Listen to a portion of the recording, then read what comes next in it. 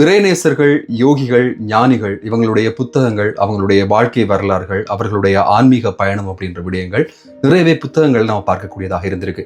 அவர்களுடைய அனுபவங்களை அவர்களை சுற்றி இருந்தவங்க மூலமாகவும் தெரிந்து கொள்ளக்கூடிய பல சந்தர்ப்பங்கள் நமக்கு ஏற்பட்டிருக்கு. ஆனாலும் ஒரு சாதாரண மனிதருக்கு இருக்கக்கூடிய தேடல்கள், இந்த சாதாரண மனிதர்கள் தேடுதல் அப்படின்ற ஒரு விஷயம் மூலமாக எப்படி ஞானத்தை அடைந்து கொள்கிறார்கள் அல்லது ஞானத்தை தேடும் பயணத்திற்கு எப்படி தூண்டப்படுகிறார்கள் அப்படின்ற விஷயங்கள் எங்களை சேருவதில்லை அப்படின்றது மிக முக்கியமான ஒரு விடயம்.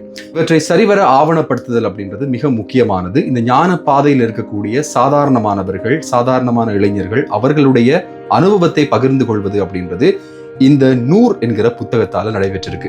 நூர் என்கிற புத்தகத்தை நண்பர் நூருல் ஹசன் அனுப்பியப்போ அந்த புத்தகத்தை படிக்கக்கூடிய ஒரு வாய்ப்பு கிடைத்தது.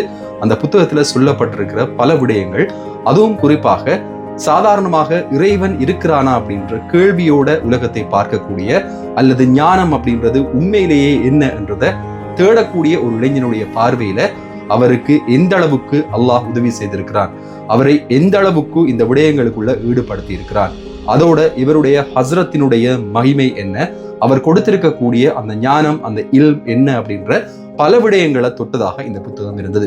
இந்த புத்தகத்துல எனக்கு பிடிச்ச விஷயம் என்ன அப்படின்னா, சாதாரணமாகவே மறைவான விஷயங்கள் அல்லது இதுல இருக்கக்கூடிய இந்த சூப்பர்ஸ்டிஷியஸ் இல்ல மிஸ்டிக்கான விஷயங்களை பத்தி மட்டும் பேசுறது இல்லாம, சாதாரணமான ஒருவருடைய வாழ்க்கையில தேடல் ஏற்படும் போது அவருக்கு கிடைக்கக்கூடிய வரப்பிரசாதங்கள் என்ன, அல்லது அவரால் உண்மையை கண்டுபிடிப்பதற்கான என்ன மாதிரியான முயற்சிகளை செய்யலாம் அப்படிங்கிறது தேடக்கூடிய ஒவ்வொருவருக்கும் பயனுள்ள ஒரு விடயமாக பார்க்கப்படலாம்.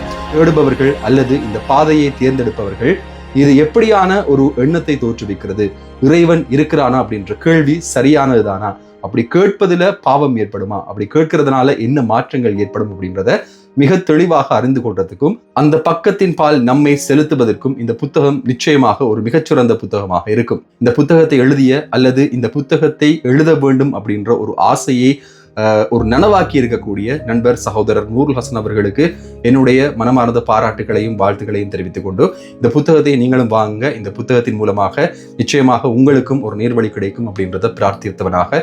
அஸ்ஸலாமு அலைக்கும் வரஹ்மத்துல்லாஹி வபரகாத்துஹு.